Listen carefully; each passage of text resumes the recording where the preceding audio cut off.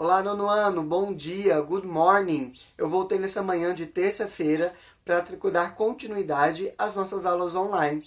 E seguindo o nosso padrão das aulas presenciais, hoje vocês têm 2 aulas de gramática, 2 aulas de matemática, uma aula de informática e uma aula de biologia.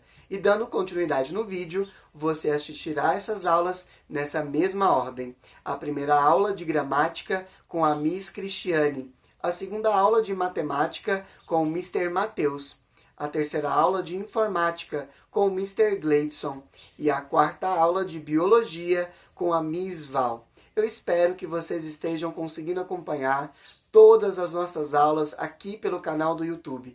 Lembre-se que você pode assistir a aula quantas vezes você quiser. E caso tenha interesse em assistir apenas uma aula específica, estou deixando para você aqui na descrição desse vídeo os minutos e os segundos exatos que aquela aula começa.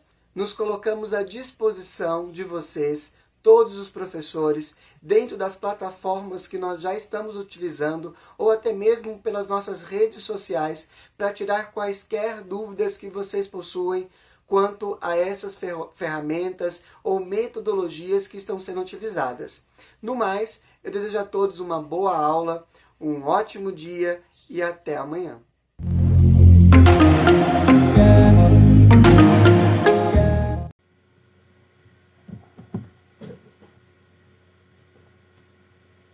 Bom dia, nono ano, tudo bem com vocês? Espero que esteja tudo ótimo. Seguindo aí o nosso horário oficial de aula, nós temos aí 2 aulas de gramática na terça-feira. Então, hoje, dia 5 de maio, nós temos aí aulas aí de gramática. Então, para hoje, nós estaremos corrigindo os exercícios da página 52 a 57. Nós focaríamos aí o nosso estudo hoje na correção desses exercícios, né, para que possamos dar seguimento aí aos nossos conteúdos programáticos e aos nossos exercícios, atividades e trabalhos. E está disponível uma lista de exercícios no Google Classroom.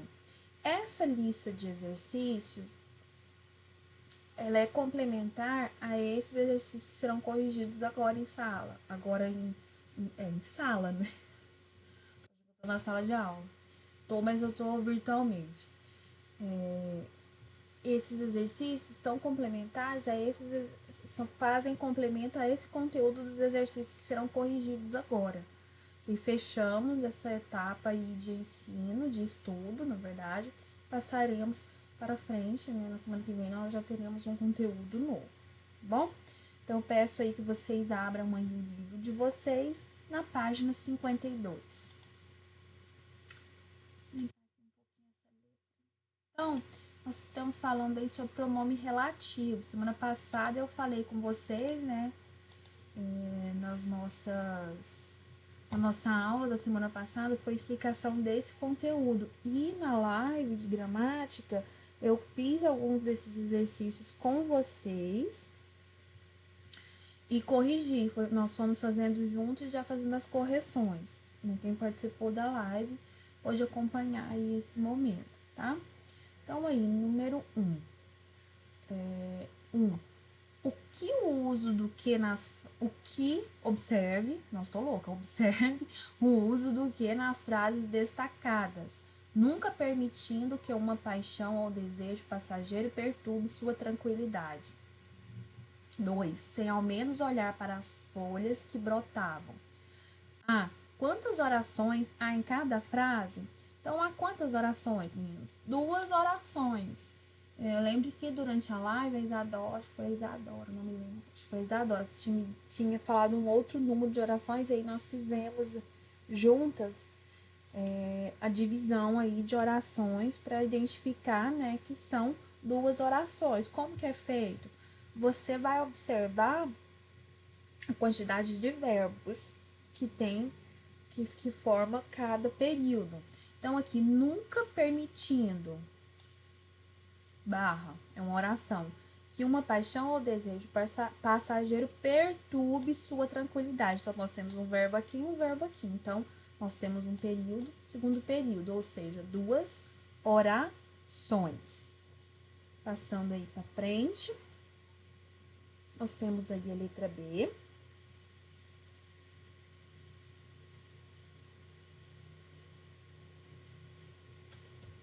Sabendo que na frase 1 há uma oração subordinada substantiva objetiva direta, qual é a função do que e como é classificado? Então, essa função aí é de quê? De relacionar o nunca permitindo e uma paixão ou desejo passageiro que perturbe sua tranquilidade. Então, ele faz esse relacionar aí. Então, nesse caso, o que ele é classificado como conjunção subordinativa integrante. Nós já falamos sobre isso no momento anterior. Ou seja, ele integra, né, uma conjunção que que é subordinativa, ou seja, que depende da outra oração. Ela faz essa ponte, esse elo aí. Então, ela é integrante, ela integra. C. Sobre a função do que na frase 2, assinale as alternativas corretas. Então, ele vai o quê? Relacionar duas orações e ele também tem como objetivo substituir a palavra folhas. 2. Compare as frases. Sem ao menos olhar para as folhas que brotavam. Sem ao menos olhar para os olhos. As folhas brotavam. Foi rápido. Apertei aqui, peraí. Pronto. A. Qual das frases é mais repetitiva? É a frase o quê? 2. Repetiu aí a palavra folhas.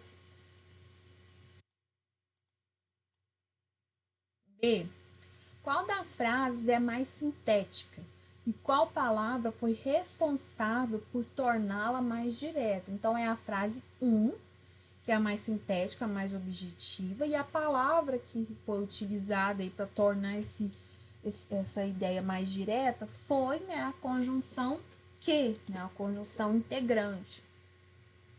Seguindo aí, funções sintáticas do pronome relativo. Análise sintática, função sintática tem a ver com a maneira de que a palavra se comporta dentro de uma frase, dentro de uma oração. Aqui nós não estamos falando de análise morfológica, ou seja, análise de classe de palavras. Nós estamos analisando as orações como um todo e como que cada termo comporta-se, como que ele funciona dentro dessas orações, dentro desses períodos. Então, análise sintática é isso. E análise morfológica é a análise das classes de palavras. Ah, é um verbo, é um substantivo, é um adjetivo, enfim. Todas as classes aí. 1. Leia esta frase de para-choque de caminhão. Galinha que acompanha pato morre afogada. Entender, né? Vamos ver quem é pato, quem é galinha. Diga, quem que vai ser o pato, quem que vai ser a galinha? Por que que é pato? Por que que o pato, a galinha que acompanha o pato morre afogada? Por quê, né?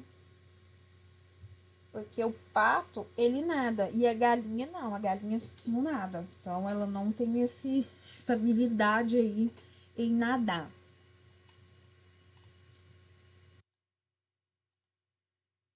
Letra... Gente, mas não é possível. Meu mouse ficou louco aqui. A. Identifique e copie o termo antecedente do pronome relativo em destaque. Então, qual a palavra que vem antes aí do pronome relativo aí? É a palavra o quê? Galinha. B. Reescreva a oração a que pertence o pronome relativo, substituindo pelo seu antecedente. Galinha acompanha pato. C. Qual é a função sintática exercida pelo termo antecedente na oração a que pertence o pronome relativo? Então, é um sujeito, ele está praticando uma ação, ele tem essa função aí de sujeito.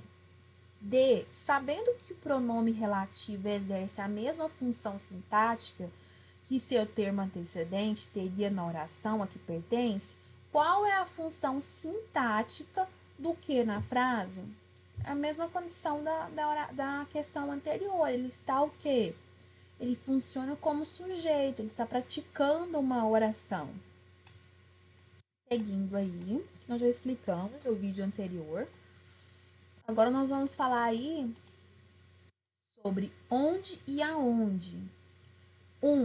Lucy sempre engana Charlie Brown, puxando a bola de futebol americano no momento em que ele vai chutá-la. No trecho da história em quadrinho a seguir, foi a vez de Charlie Brown aprontar com sua amiga. Então aqui tem a tirinha, né, que vocês já leram, e aqui nós temos as atividades. No quarto quadrinho, Charlie Brown empregou o pronome relativo, identifico. Então vamos aqui, primeiro, segundo, terceiro e quarto. Eu vou jogar a bola de modo que atravesse a porta e entre na cozinha, onde você vai estar tomando a sua limonada gelada. Então, esse pronome relativo aqui é o pronome onde. B. O personagem utilizou esse pronome relativo para evitar a repetição de qual termo? Do termo qual, meninos? Do termo cozinha. Então, ele colocou a vírgula e iniciou a próxima oração com o pronome relativo onde, né, para evitar que fosse repetido o substantivo aí, cozinha. C. O que indica o termo substituído pelo pronome relativo? Lugar concreto ou situação? Então, nesse caso aí, é um lugar concreto, porque a cozinha existe. Você vai lá e pisa, anda, caminha, põe a mão, limpa. Então, é um lugar concreto. Seguindo aí. Leia o depoimento de um garoto de 16 anos sobre ficar e namorar na adolescência. Eu já zoei pra caramba, jogava o maior verde nas meninas pra ficar com elas. Era normal. Agora acho que não vale a pena ficar com um monte. Tô querendo namorar, tô procurando, mas no meio que eu tô não tem ninguém. Não consigo encontrar uma menina pra namorar, pra gostar. Então é o Bruno de 16 anos, tá? O adolescente empregou linguagem formal ou informal? Explique. Ele fica muito claro aí que ele utilizou uma linguagem informal, né? Ele utiliza formas verbais aí, como zoei, né? Ele utiliza a expressão pra caramba, jogar verde, ficar, né? Tô, né? Ao invés de estou. E aí, né, o tem, né, como verbo aí impessoal e o, né, em vez de existir, de haver, tá? Então, é uma linguagem aí informal. B. Na linguagem informal, geralmente, desculpa, ocorre a omissão da preposição antes dos pronomes relativos cujo verbo da oração a que ele pertence é transitivo e indireto. Entretanto, na variedade padrão da língua portuguesa, é obrigatório o uso da preposição antes do pronome relativo. Observe o uso do que, né, destacado.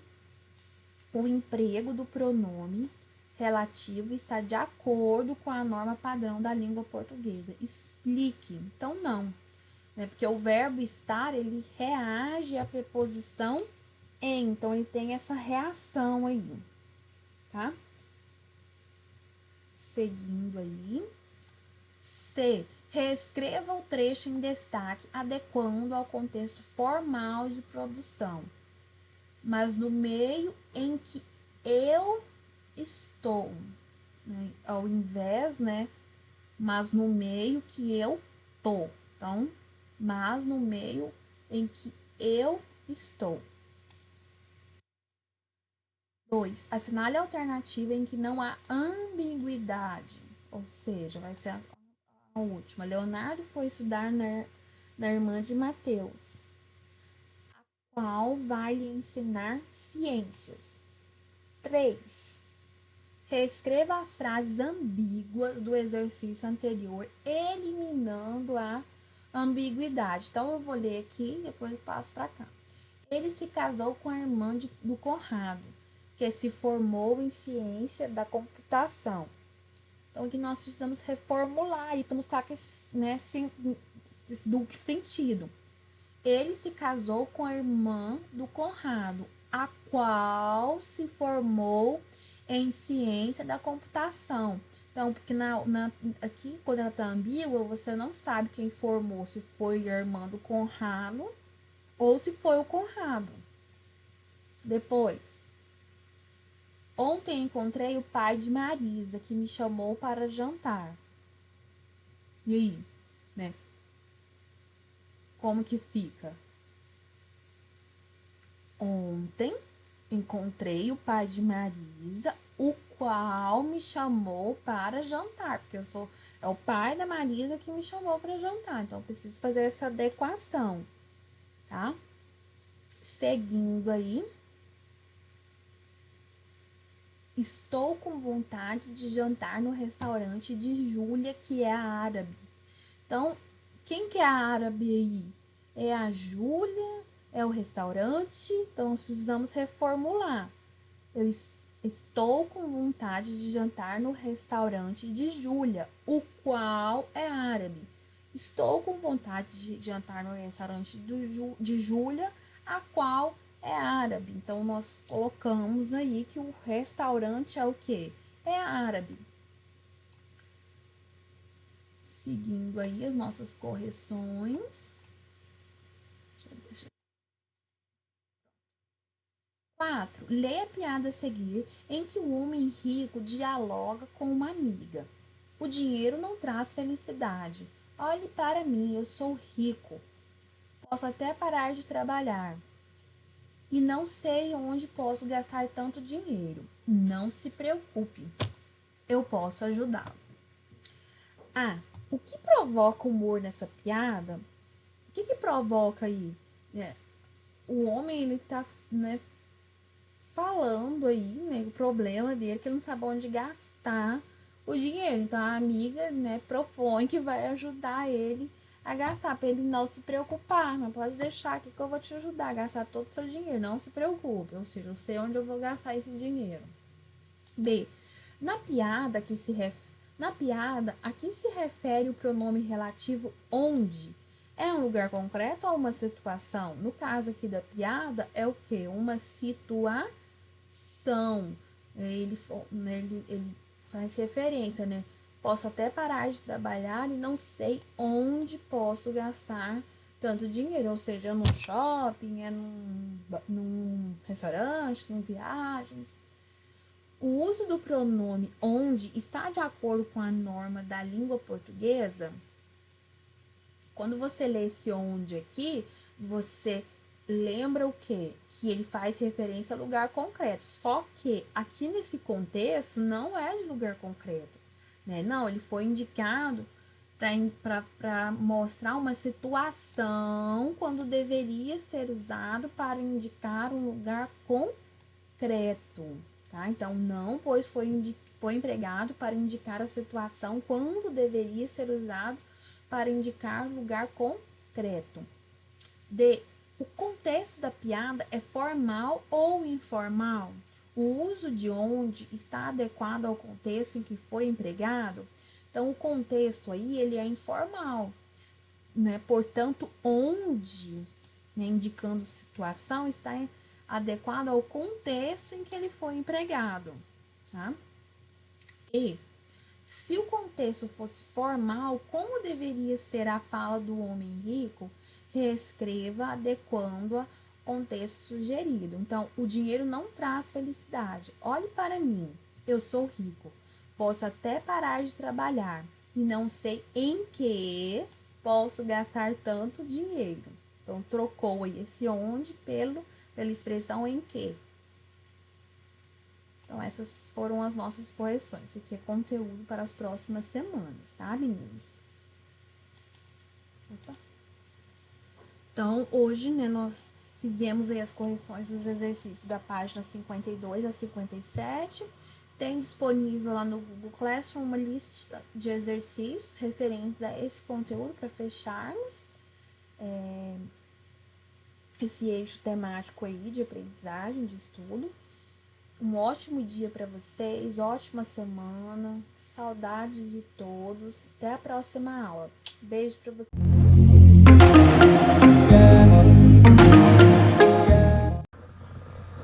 Fala galera, tudo bem com vocês? Hoje a gente vai entrar na parte de gráfico de uma função afim, tá? Então, quem quiser acompanhar, tá no livro, na página 24, tá? Do módulo 2.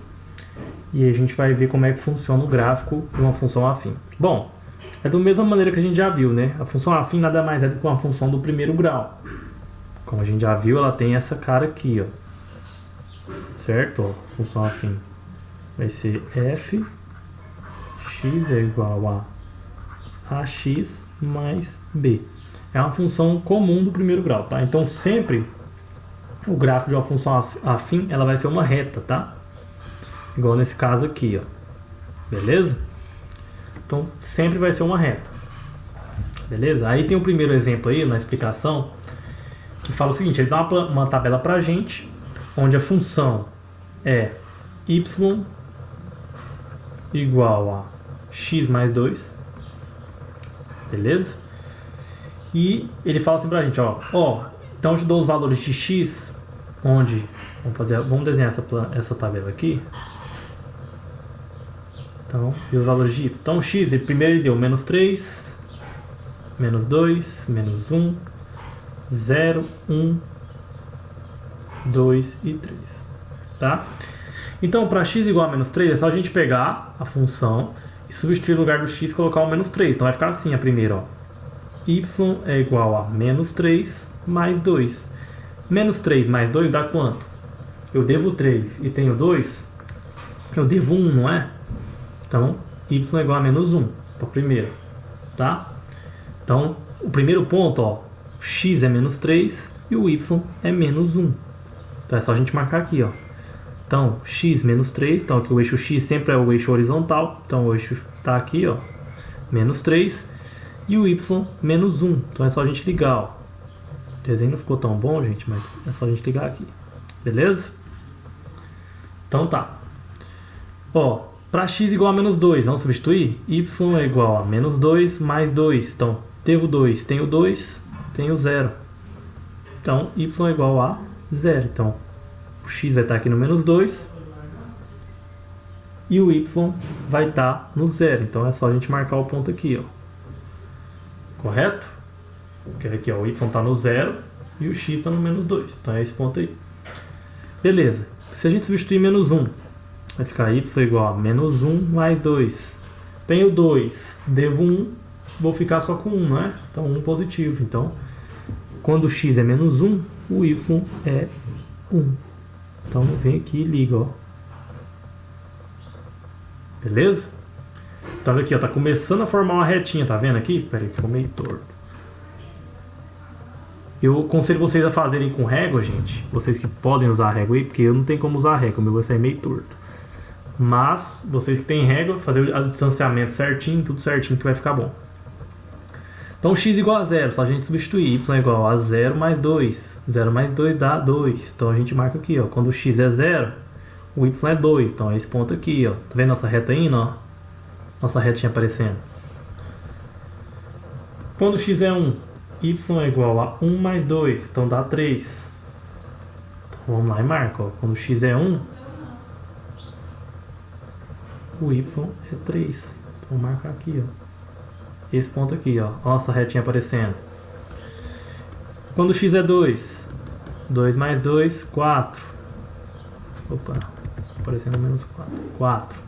Então, só a gente ligar aqui também. Beleza? Ó, nossa retinha. E quando o x é 3, 3 mais 2, 5. Então, só ligar o último ponto e ser feliz, tá? Então, se a gente fosse continuar, nossa reta ia fazer isso aqui, ó. Beleza? Então é isso. O gráfico, para você construir um gráfico de uma função afim, é igual a um gráfico da função do primeiro grau normal, tá? Ó, O gráfico com a função afim é uma reta não perpendicular e não paralela. Então ela não pode ser nem assim, ó. Vamos supor que ela não poderia ser nem assim e nem assim. Ela sempre é na diagonal, tá? Assim, para traçar, a função afim é suficiente definir apenas 2 pontos. Então, se a gente tiver 2 pontos, a gente já consegue traçar a reta. Se a gente tiver só esse ponto aqui, ó, e esse último, a gente já conseguiria traçar a reta, tá? Beleza? Então tá. Vamos lá para o primeiro exercício aí, ó. Vamos começar o exercício. O primeiro exercício da página 24. Vamos fazer o seguinte, ó. Número 1, ele fala assim: o gráfico ao lado representa o consumo de energia Y. Então, o eixo Y nosso aqui, ó, é o consumo de energia, tá? Em kWh. Só olhar no livro aí. De um determinado equipamento em função do tempo em horas. Então, o X aqui, ó, é o tempo em horas. Então, ó, 1 hora, 2 horas, 3 horas, 4 horas, 5 horas. Qual o consumo de energia elétrica desse equipamento em 3 horas de funcionamento? Então, a gente só pegar aqui, ó, o eixo X, né, o eixo das horas. Então, a gente pega aqui, ó, 3 horas. A gente vem com a régua, tá, vocês? Liga aqui, beleza? E aí, a gente vê qual que é o correspondente dele no eixo Y. Pronto. O correspondente dele é o 150. Então, a resposta, 150 kWh. Que ele vai gastar o consumo, né, em 3 horas. Aí, na letra B, então, vamos pôr aqui, ó, letra A igual a 150 kW por hora não, kWh. B. Escreva uma função que permita calcular o consumo de energia elétrica desse equipamento em função do tempo de funcionamento. Ó, a gente viu que o quê? Em 3 horas é 150, não é? Se fosse 4, vamos ver quanto que seria? Não daria no 200? Então, a gente percebe o quê? Que ele está pegando o número que a gente pega aqui a hora e multiplicando por 5, não é? 3 vezes 5, 50, quer dizer, 3 vezes 50, 150. 4 vezes 50, 200. 5, se a gente fosse ligar o 5 aqui, ó, 5 vezes 50. Opa, tinha um 250 aqui, né? Aqui não é 300 não, gente, aqui é 250, tá? 250, tá? Então é isso aí, ó. Por 2, se a gente multiplicasse por 50, daria no 100. E assim vai, por 1, 50. Então, é só pra gente criar uma função, é só a gente pegar assim, ó. Y é igual a 50 vezes X. Y é igual a 50x. Essa é a nossa função, tá? Porque se a gente substituir qualquer hora aqui, ó, vai dar o valor do Y. Se a gente substituir, ó, 3 vezes 50, 150. 4 vezes 50, 200. Beleza? Então essa aqui é a nossa função. Tá? Então esse aí foi a introdução nossa de função afim. Beleza? E vou deixar para vocês terminar essa número 1. Tem a letra na outra página, na página 25, tem a letra C e D. Aí vocês podem terminar ela, tá? Beleza? Então essa foi a nossa aula. Espero que tenham gostado. E até a próxima. Valeu, galera!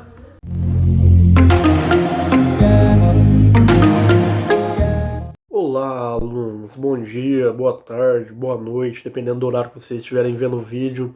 Essas são as vantagens aí da videoaula, né? Poder assistir qualquer horário aí no conforto da casa de vocês. Começando aí mais uma videoaula de informática, nossa primeira aula de informática do mês de maio. Esperamos aí que esse mês as coisas já comecem a se resolver para a gente voltar logo para as nossas aulas presenciais.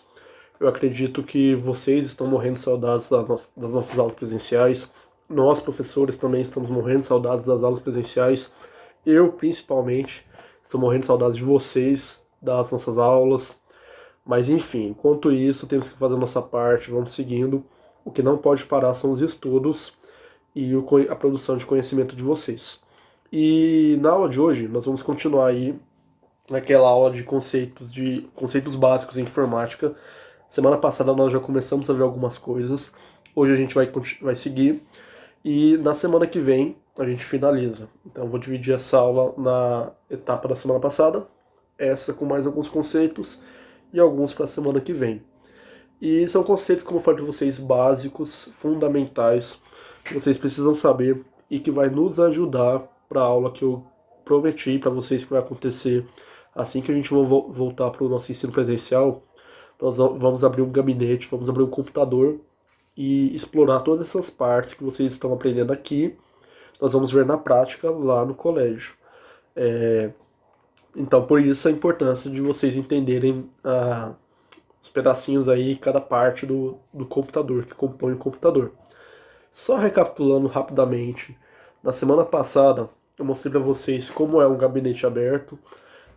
Agora vocês já sabem que tudo que está aí, todas essas partes, todos esses componentes, são chamados de hardwares, que é a parte física do computador.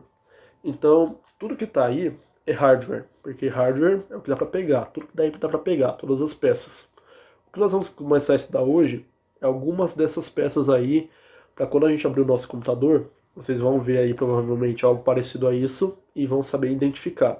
Então, vamos ver mais detalhado um pouco sobre alguns hardwares. Vimos aí na aula passada o conceito de hardware, que é a parte física do computador. Vimos que essa parte física ela é dividida em dispositivos de entrada, dispositivos de saída. Espero que vocês lembrem. Dispositivos de entrada são aqueles que mandam informações para o computador. Dispositivos de saída são aqueles que recebem e externalizam as informações do computador. Vimos aí o que era software. Software é a parte lógica do computador, que são os programas e aplicativos. Então, YouTube, Facebook, WhatsApp, Instagram, tudo isso são softwares, são programas que são instalados no computador. E todos esses softwares, todos esses programas têm que ser instalados no software principal.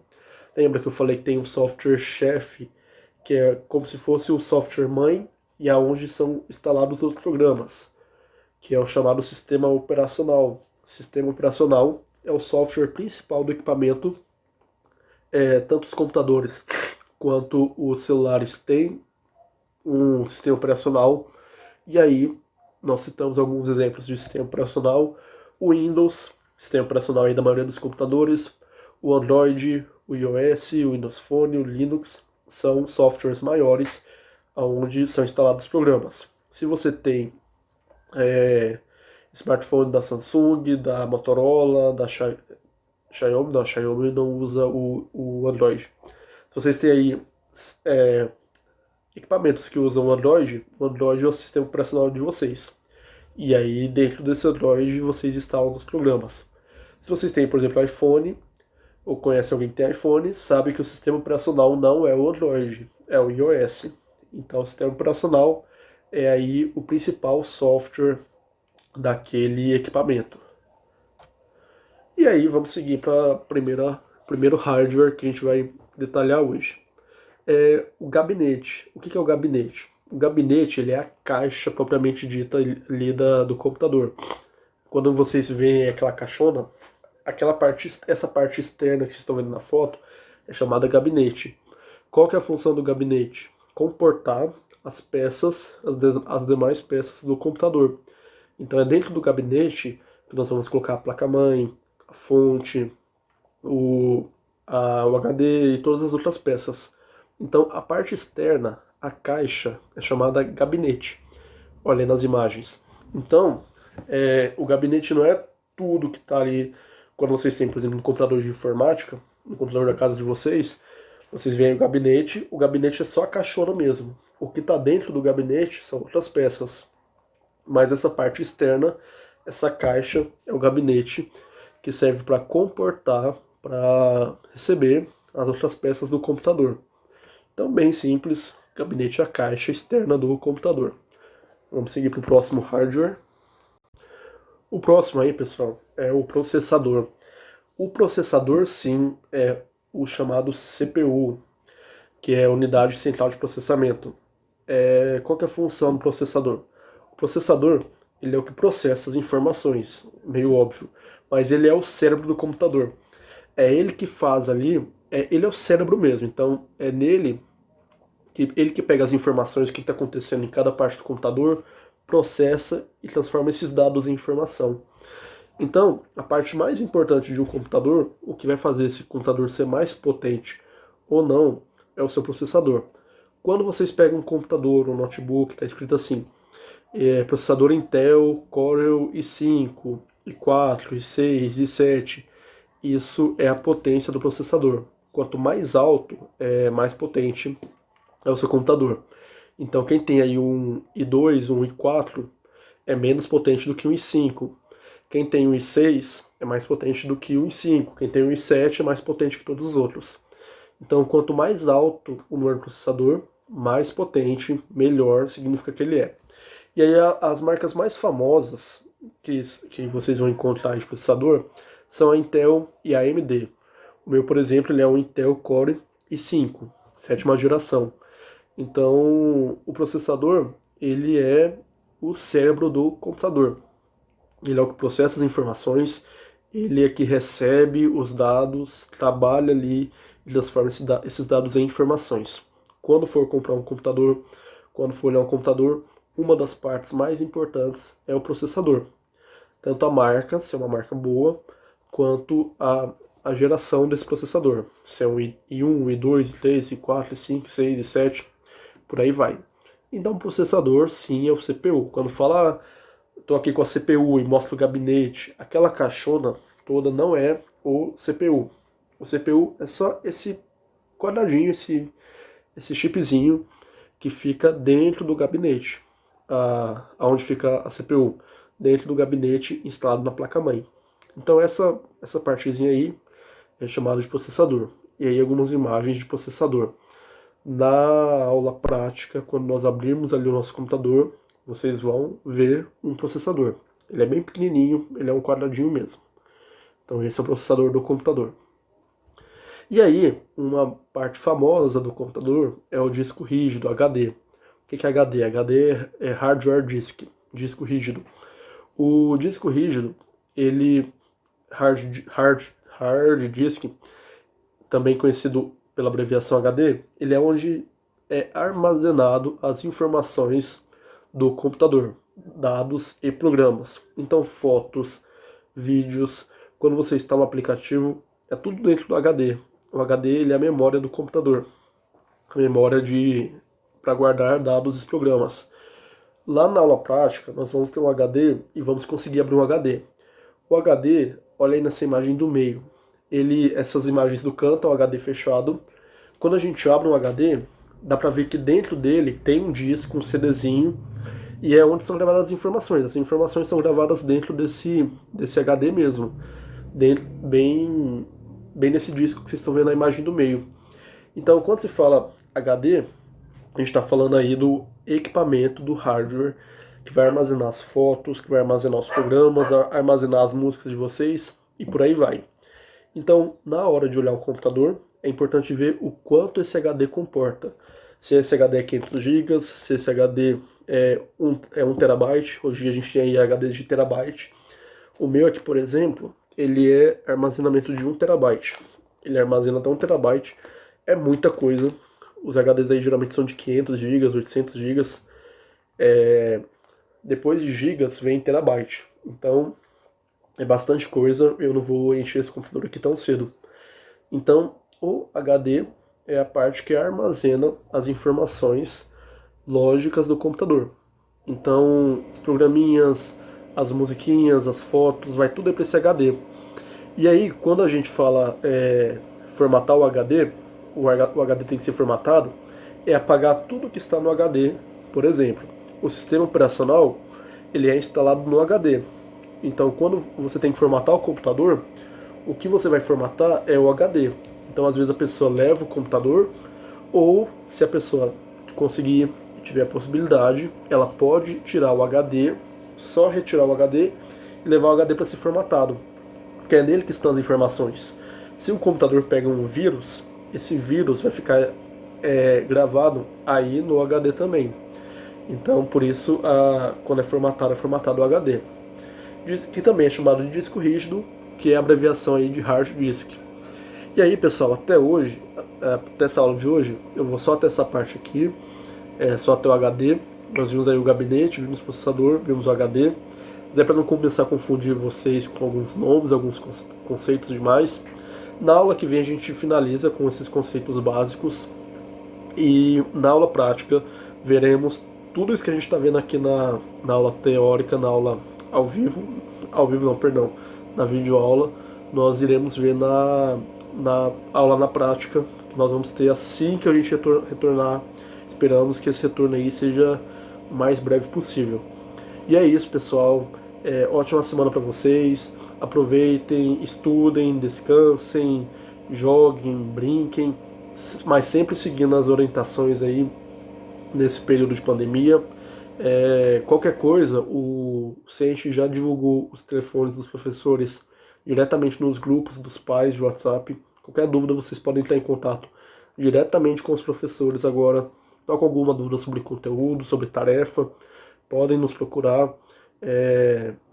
Estamos aguardando aí o contato de vocês, qualquer dúvida. Qualquer coisa, nos vemos aí na próxima videoaula da semana que vem. Então é isso, um forte abraço. Fiquem com Deus e até a aula da semana que vem. Tchau, tchau.